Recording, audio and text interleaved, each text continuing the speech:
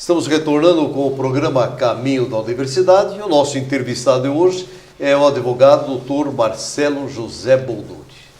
Dr. Bolducci, vamos para o segundo bloco. Já fiz o questionamento no final do primeiro bloco sobre exatamente aquela questão que o criminalista, o advogado, não é bem visto pela sociedade porque está defendendo um criminoso. Vai absorver o seu cliente? Como é que fica? Realmente, dependendo do caso em que a gente está trabalhando, né, se for um caso de grande repercussão, você acaba sendo visto, às vezes, com uma certa indisposição por parte da sociedade. E isso não é de hoje, isso é de bastante tempo, tanto que todo aluno de direito sabe, né, quem não viu ainda com certeza vai ver durante o período da graduação. O advogado Evaristo de Moraes, ele se deparou com um caso de grande repercussão na cidade dele. E aí ele, nesse clamor popular, nessa dúvida, ele escreve uma carta, na época, para o Rui Barbosa, né, referência internacional, em termos de advogado. Escreve uma carta para o Rui Barbosa perguntando se ele tinha que defender, se essa pessoa, né, contou o caso para o Rui Barbosa e pergunta se essa pessoa teria direito à defesa. E o Rui Barbosa responde esta carta, que hoje se tornou um livro, né, que se chama O Dever do Advogado, isso está disponível inclusive na internet, vale a pena ser lido. E o Rui Barbosa responde dizendo que todos são dignos de defesa e que ele prestasse atenção no verdadeiro dever do advogado, que não é o de absolver o criminoso. O dever do advogado é de dar àquele criminoso um julgamento justo. A ideia do advogado, ela não deve ser de absolver criminosos, né, absolver pessoas que realmente cometeram crime, que lesaram a sociedade, mas que esta pessoa tenha um julgamento justo para que a pena dessa pessoa seja justa.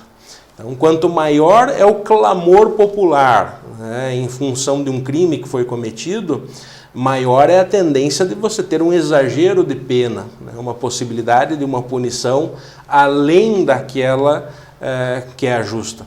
O dever do advogado é o julgamento justo para que haja uma aplicação justa de pena. Esse é o dever do advogado. A absolvição não, porque daí o advogado seria um milagreiro, né? Você pegar uma pessoa que realmente cometeu um crime, que é um réu confesso, né, e você não dar a ela punição, isso também está errado, isso não seria justo. Assim como não seria justo que a pessoa ficasse um dia a mais no cárcere do que o devido. Muito bem. Doutor Marcelo, um dos pontos da legislação que está sendo muito criticado é a questão do indulto de Natal. Então, os presos realmente saem para essas festividades, seja Páscoa, Natal, enfim, algo que a lei permite. Muitos deles cometem crimes e não voltam mais para a prisão. Qual é o seu posicionamento em relação a isso? O indulto de Natal é algo em torno do que você tem muita dúvida e muita informação errada.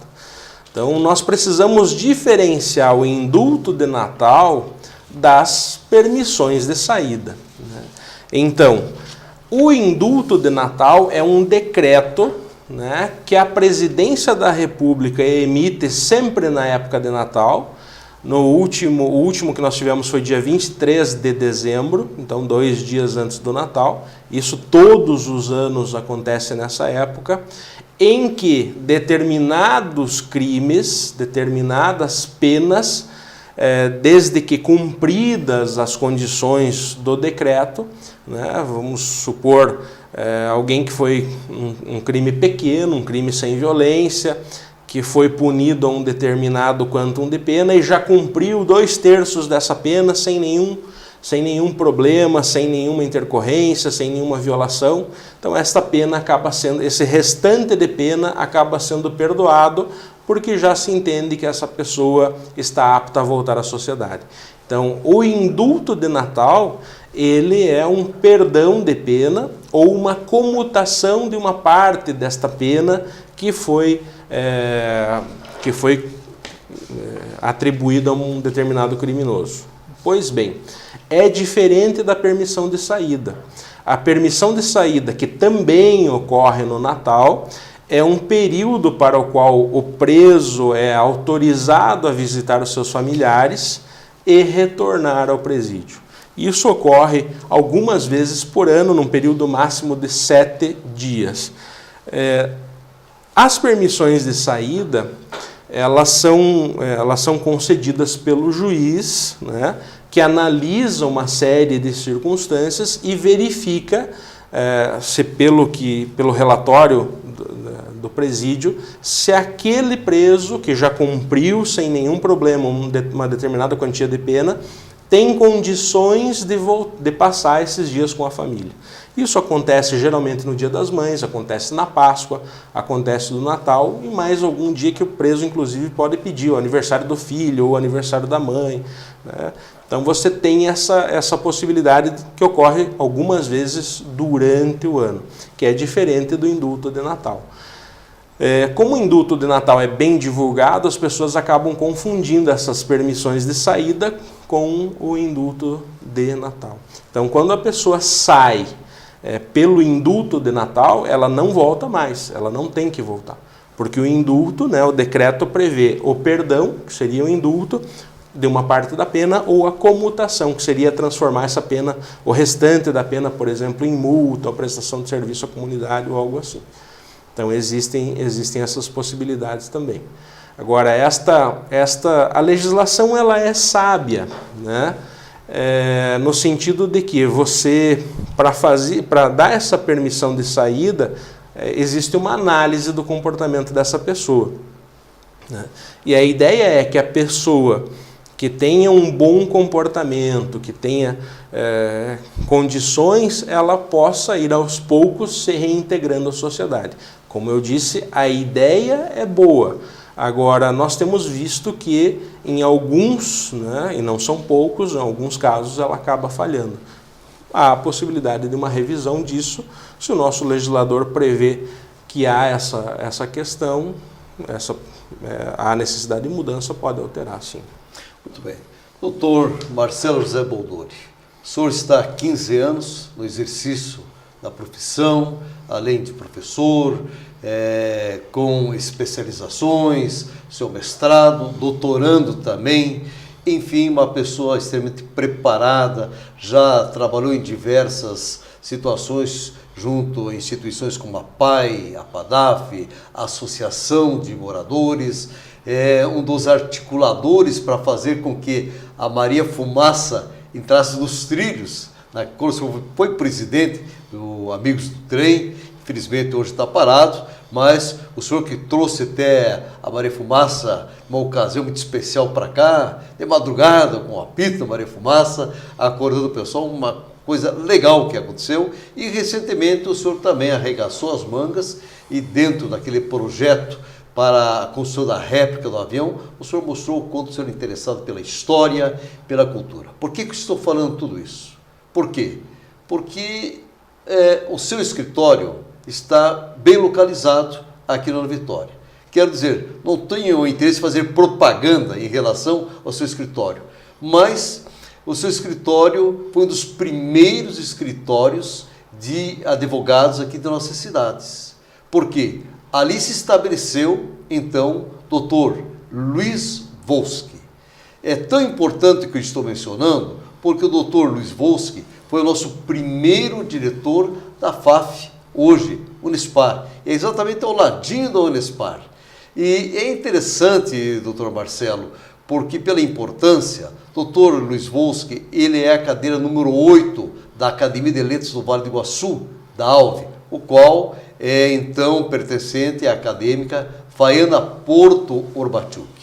E na revista ALVE 2015 saiu exatamente um documento, um conto de uma história exatamente de Luiz Carlos Wolski, pela acadêmica que mora em Chicago, lá de Tamarabenda, aonde faz um relatório dessa história maravilhosa desta casa, do escritório, porque lá em Chicago mora o seu filho, um dos seus filhos, Sérgio Tito Voski. Nos fale exatamente desse local histórico. O senhor persegue, ou a cultura lhe persegue, a história lhe persegue, enfim, eu sei que o senhor é um admirador. É uma satisfação ter exatamente o escritório onde foi um dos primeiros aqui das cidades e pertencente a essa pessoa que trabalhou tanto para a nossa região, Dr. Luiz Voski. Nos fale, coincidência ou foi direcionado? Eu acho que foi coincidência mesmo, talvez o universo conspirando nesse sentido, professor. Ali funcionava um escritório de advocacia, as advogadas que ali trabalhavam passaram para uma sede própria e a casa ficou vaga durante um período.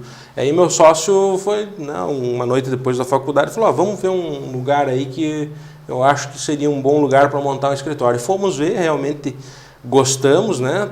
Todos gostamos do local, e me chamou a atenção naquele dia a arquitetura da casa, porque ao lado já notei que na área tinham duas portas de entrada, uma para uma sala que seria a sala da casa e outra para uma sala menor.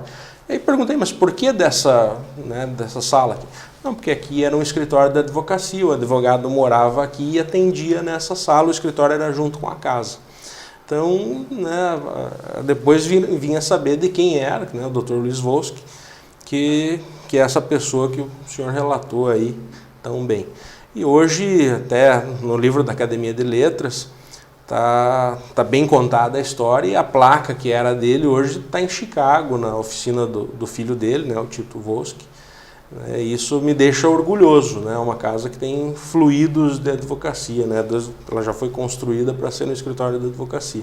E acabou que estamos ali, além de ser advogado, era professor também, ligado à parte cultural, e acho que o universo conspira nesse sentido aí. Tudo a ver com aquilo que o senhor realmente gosta, que é educação, que é cultura, história. Doutor Boldori, quem mais faz parte do escritório, além do senhor, evidentemente, a doutora Gili, sua esposa, os demais componentes? O doutor Luiz Gustavo Lara também, e a doutora Adrian Grace, que está trabalhando conosco lá. Estamos em 4 advogados hoje. Muito bem. Queremos agradecer a sua presença, sua mensagem final, enfim. A TV 1000 está à disposição para mostrar caminhos para aqueles que realmente querem seguir profissões.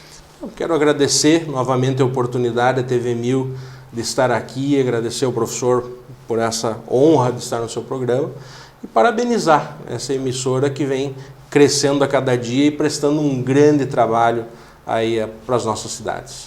Muito obrigado. Muito bem. Doutor Marcelo, tenho colocado todas as semanas o seguinte, que não existe problema sem solução quando você acredita no poder da palavra mágica educação. Até a próxima semana.